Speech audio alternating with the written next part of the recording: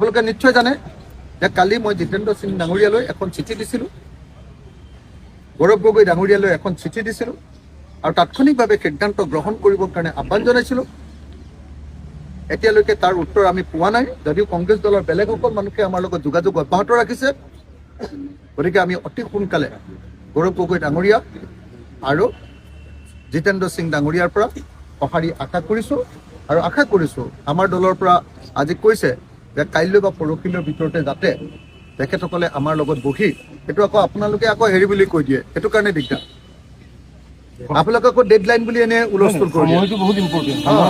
আমি খালি কৈছোঁ যে সময়টো বহুত দেৰি হৈছে, লেহেমীয়া হৈছে, বিলম্ব হৈছে আৰু বিলম্বিত আসন বিতৰণে আমাৰ ক্ষমতা দখলৰ ক্ষেত্ৰত অসুবিধাত পেলাব। সেইকাৰণে আমাৰ দলে আজি বিনম্ৰভাৱে অনুৰোধ জনাইছে কংগ্ৰেছ দলক যে কাইলৈ আৰু পৰহিলৈৰ ভিতৰত গোটেই কথাবিলাকৰ এটা মীমাংসা হৈ যাব লাগে। কাইলৈ আৰু পৰহিলৈৰ ভিতৰত মীমাংসা হৈ যাব লাগে। মই এটা কথা সুধিব বিচাৰিম যে চাওক, সময় বেছি দিন নাই, কিন্তু মিত্ৰতাটো কিন্তু এতিয়া স্পষ্ট হোৱা নাই। মিত্ৰতা হ'ব পাৰে বা নহ'ব পাৰে নেকি? আমাৰ পিনৰ পৰা মিত্ৰতা হ'ব বুলি আমি দৃঢ়তাৰে ঘোষণা কৰিছোঁ আৰু কংগ্ৰেছ দলক সেইকাৰণে এই মিত্ৰতা হ'বৰ কাৰণে আমাক সন্মানজনকভাৱে 15খন আসনৰ ব্যৱস্থা কৰিবৰ কাৰণে আৰু আমাৰ পচন্দৰ আসন দিবৰ কাৰণে আমি আহ্বান জনাইছোঁ। যদি কংগ্ৰেছে আমি ইতিমধ্যে তেওঁলোকে মানে ইতিমধ্যে মানিয়ে লৈছে 15খন দিম বুলি, 15খন দিম বুলি ইতিমধ্যে কথা বতৰা শেষ। গতিকে মানি নোলোৱাৰ প্ৰশ্নই নাই। খালি এতিয়া প্ৰব্লেমটো হৈছে আসনখনৰ কোনখন আসন ল'ম সেইটোৰ ওপৰতহে, আসনৰ বাচনক লৈকে। গতিকে সেইটো ক্ষেত্ৰত আজিৰ দিনটোলৈকে আমাৰ পচন্দৰ কেৱল 4খন আসন দিছে। আমি বিচাৰিছোঁ যে আমাৰ পচন্দৰ 15খনেই হওক আৰু 15খন নহ'লেও অতি কমে 12খন হ'বই লাগিব। পচন্দৰ হ'ব লাগিব আমাৰ পচন্দৰ 12খন মিনিমাম, 15খনেই লাগে আমাক পচন্দৰ।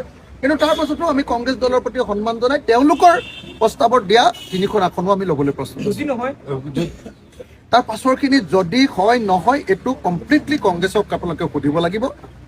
আমি ইতিমধ্যে জনাই দিছোঁ কংগ্ৰেছক 27খন আসনৰ পৰা আমি 15খন আসনলৈ নামি আহিছোঁ। 15খন আসনৰ ক্ষেত্ৰত আমাৰ এতিয়া কোনো ধৰণৰ ইফাল সিফাল কৰাৰ সিদ্ধান্ত এই মুহূৰ্তলৈকে হোৱা নাই। গতিকে কংগ্ৰেছ দলে সিদ্ধান্ত ল'বৰ কাৰণে আমি আহ্বান জনাইছোঁ। এতিয়া সম্পূৰ্ণ যদি 4 খোজ আমিয়ে লওঁ তেতিয়া কেনেকৈ হ'ব?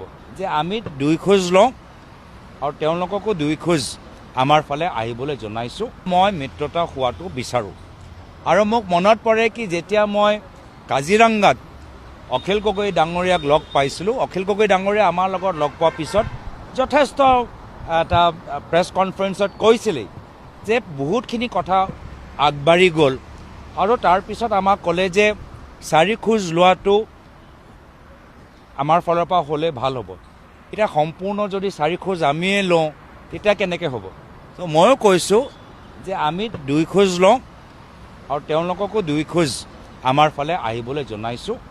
মোৰ ফালৰ পৰা অনুৰোধ থাকিল আৰু আমাৰ কি কয় বাকীখিনি দলৰ লগতো জাতীয় পৰিষদ আৰু আমাৰ লেফ্ট ফ্ৰণ্ট আৰু বিভিন্ন দলৰ লগতো আলোচনাবোৰ হৈ আছে। মই ভাবোঁ যে আমি এটা ভাল এটা ফলাফল সোনকালে আমি